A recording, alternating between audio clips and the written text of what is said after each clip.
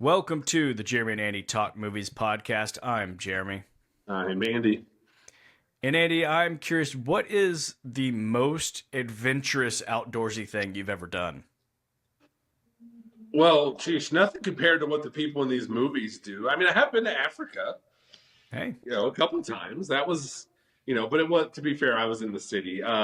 Nothing like these people in all these movies get to do. Like when they're just in the most beautiful places in the world. Like I want to see a movie happen where someone plans a trip like this, but then they look at their budget and the cost of a trip like this, and they're like, "Oh, never mind.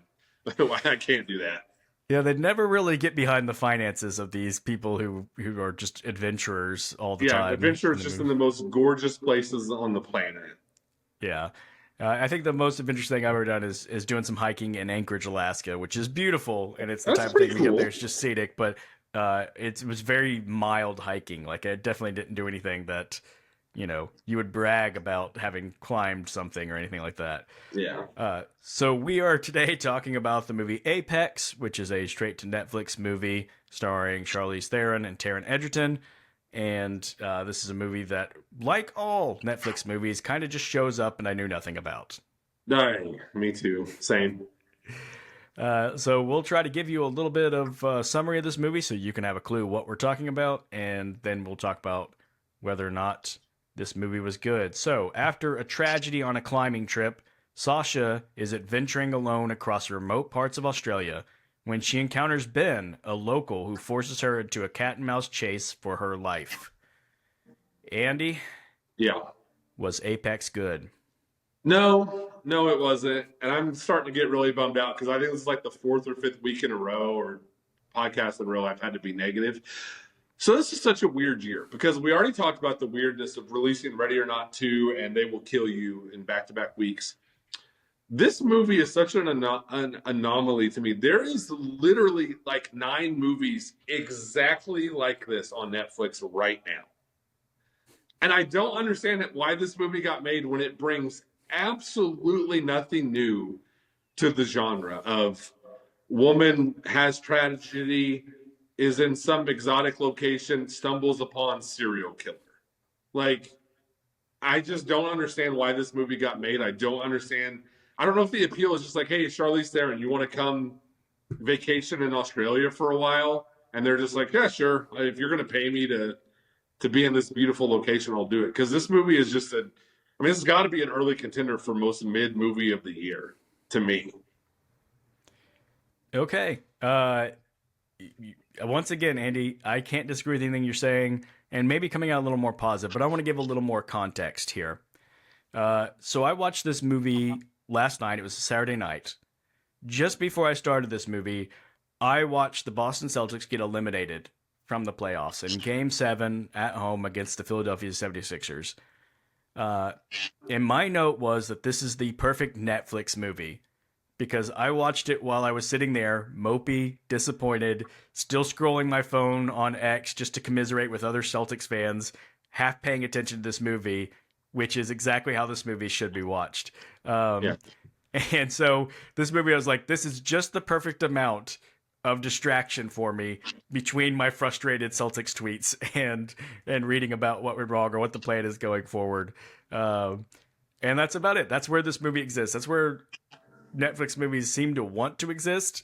Is just in this like throw it on, have it on, and half pay attention to it type movie. And this movie was it made no bid to be focused on more than that. I'll say that.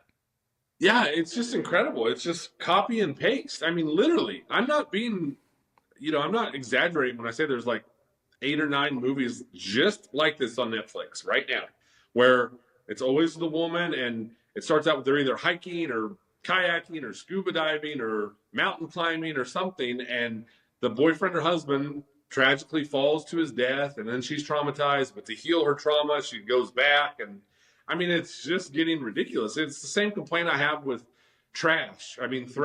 That we talked about, where it's like they just keep doing these movies. And look, the first couple I was a sucker for because it's kind of fun to watch like these. They get these guys in these roles as the crazy killer, and they are just despicable, and they murder women, and they're So it's kind of fun to see him get what's coming to him. But now I've just seen it so many times. I'm bored with it. I just let's move on. Let's find it. Let's do like Dangerous Animals did. You can follow this formula if you want, but find some kind of different twist on it, like Dangerous Animals did. And then I was happy. Yeah, I wrote down if action movies about climbers have taught us anything, it's that someone is going to fall to their death and traumatize our protagonist in the beginning of the movie. It Yeah. happened in Cliffhanger, it happened in Vertical Limit, and it happened here in Apex. And I just feel for poor Eric Bana that he had to be the sacrifice for the trope. Yeah, that was really weird. I don't know if they're just kind of going for like the it's supposed to be surprise because it's like a name, like the Drew Barrymore and Scream type situation, but it's like you literally know the second this movie starts that that is exactly what is going to happen. Yeah, and they tried their darndest to make him just like so, uh, like responsible and calm, and he's the voice of reason on the side of the mountain. That you're like, oh, I feel for him that he's dead. But I'll be honest, as soon as they open the movie on them sleeping on one of those tents that's anchored into the side of this steep cliff in like a snowstorm, I'm like, I know something bad's gonna happen to these people, and it's really hard for me to feel sorry for them because all you had to do was not try to climb up this steep mountain that's just inviting death. Yeah.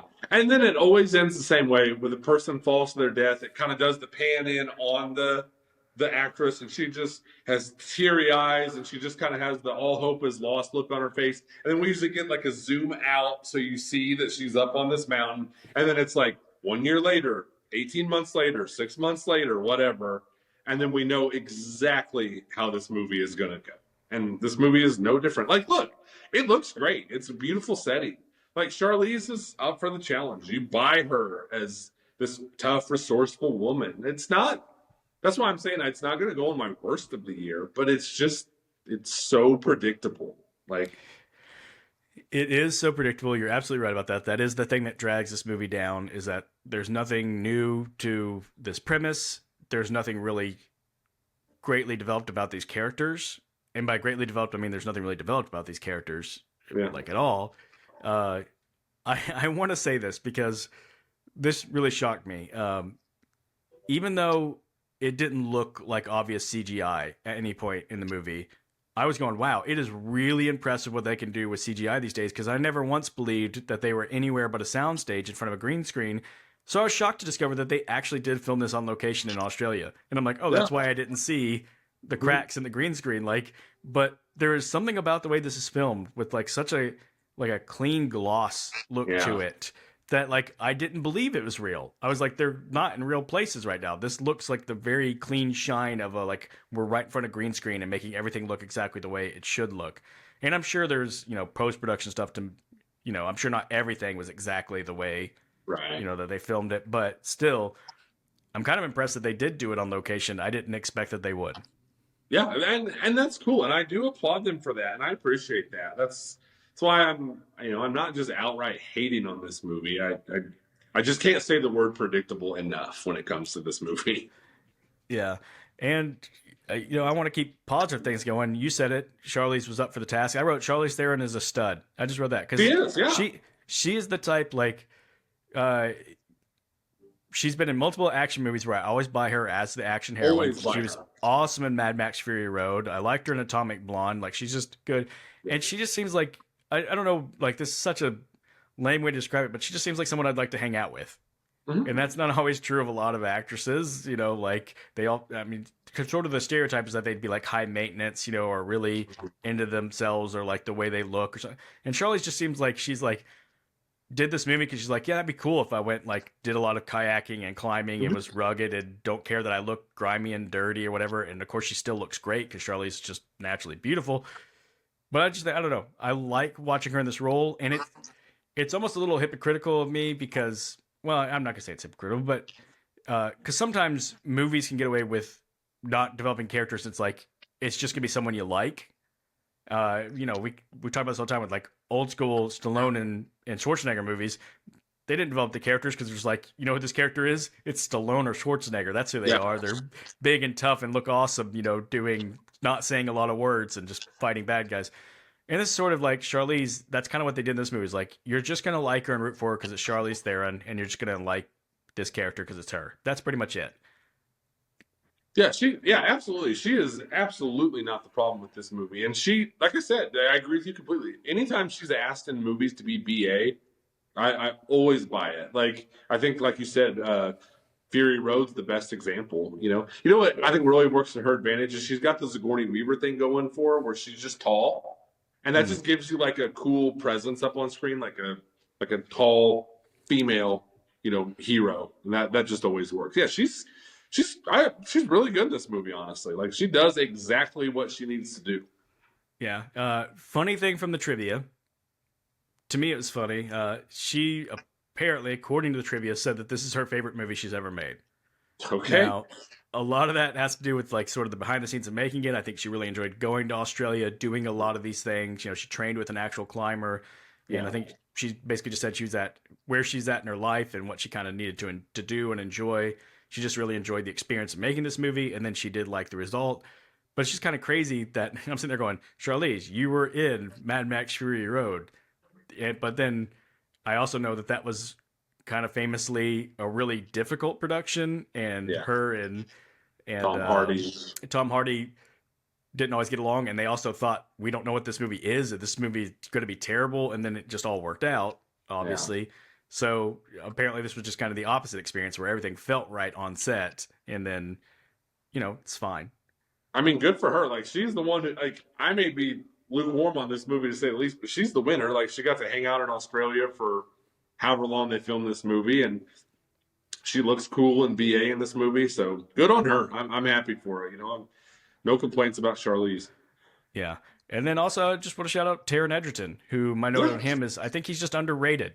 I Mm-hmm. think he's a really talented actor, and he gets to be the sort of over the top crazy villain in this movie. Yeah.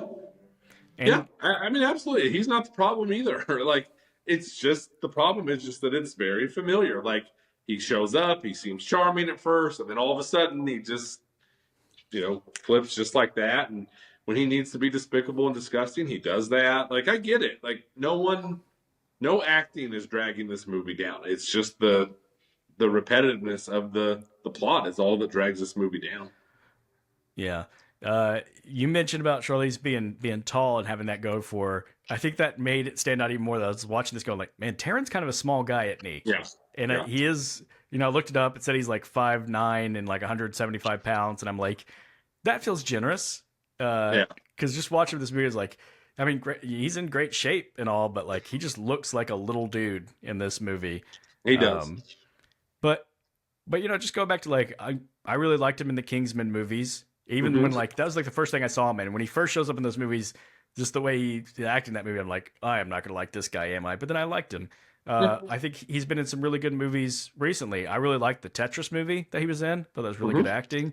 Yep. I really liked Carry On last year. Thought it was really good. Yeah. And so I'm watching him go like, Taron Egerton's he's kind of just getting stuck in these like smaller movies that are straight to streaming movies, so he's not getting a lot of attention. But I don't know. I'm just becoming a bigger fan of his.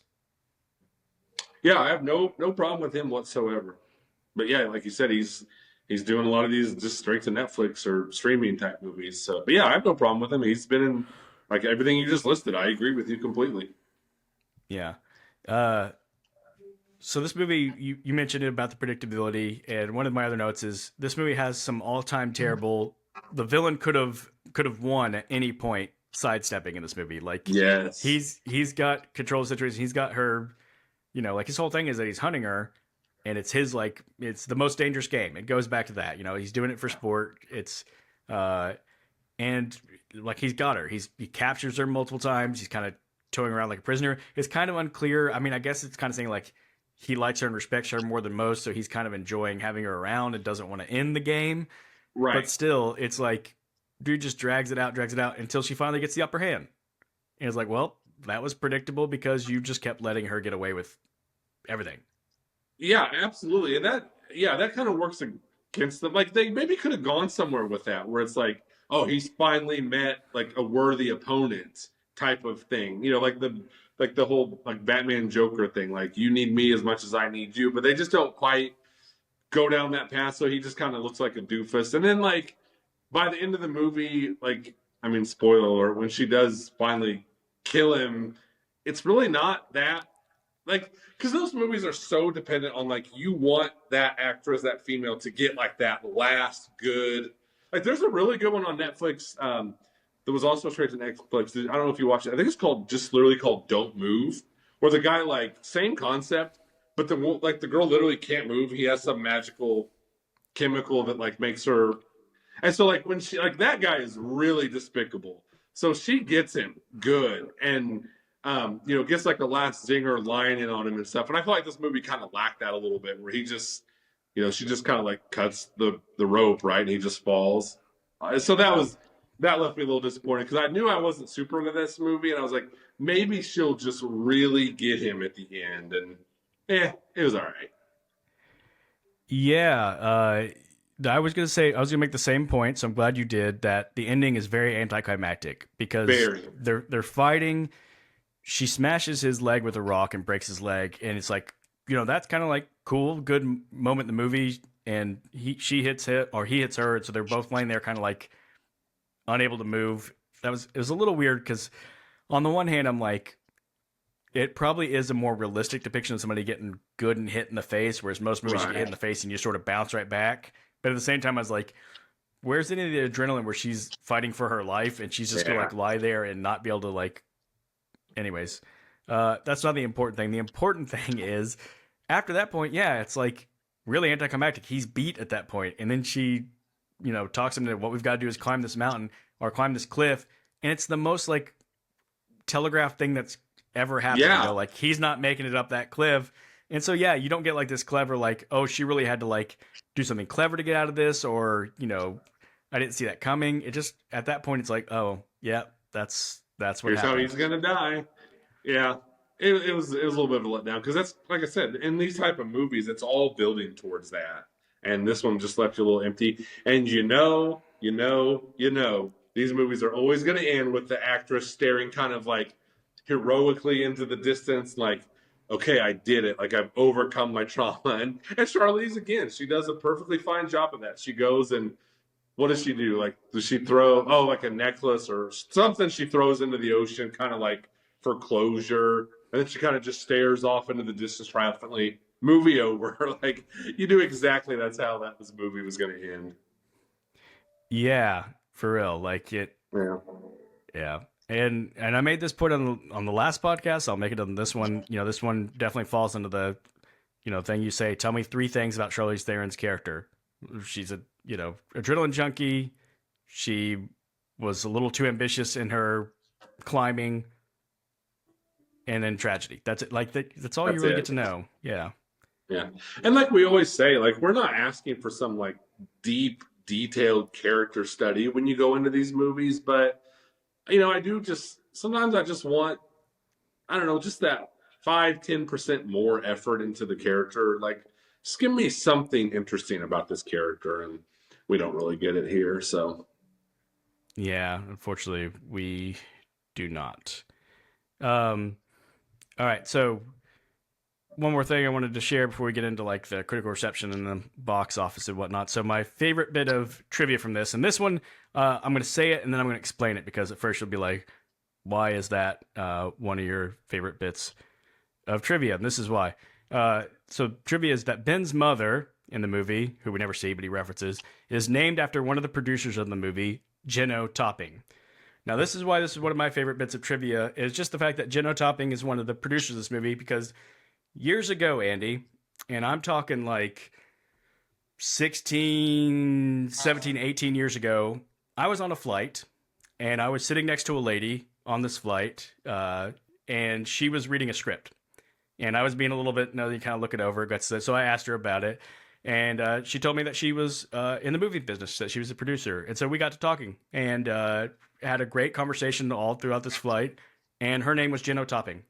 And we kind of like bonded a little bit on this flight. She gave me her email and we emailed back and forth like one time exactly. And I dropped the ball and didn't keep emailing because I just felt like I didn't have anything like good to say to this lady. I just felt like I wanted to, and I don't know. As a kid, I didn't know what to do. I was like an 18-year-old kid, and I was like, I don't know what to say to like make this conversation keep going and work. And I wish I would have, but I've always just thought that's really cool. I know who. And then like the surprising thing was when I went home and I looked it up, and I was like, she's like a real producer, like not just somebody doing things. Like she had produced like big movies I had heard of at the time, and she still produces big movies, and she was a producer on the Planet of the Apes movies that I love, and so it's just like I look That's back and just pretty like cool.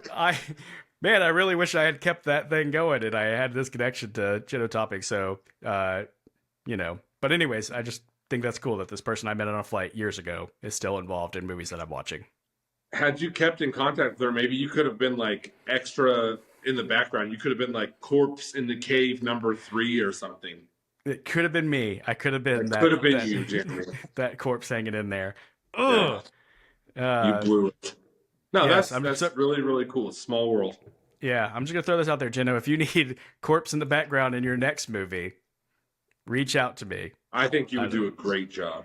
I think I would too. But yeah, I don't know. So this movie, 65% Rotten Tomato score from the critics, 50% from audiences. I think probably audiences just Honestly, this sounds about right to me. just feeling the same way that we do. Kind of like, yeah, that's not that it's so bad. It's just that it's not anything Special. new. Yeah. Yeah. So, budget I saw between 50 and 80 million, but once again, when it's on Netflix, there's nothing we could say about whether or not this movie is successful.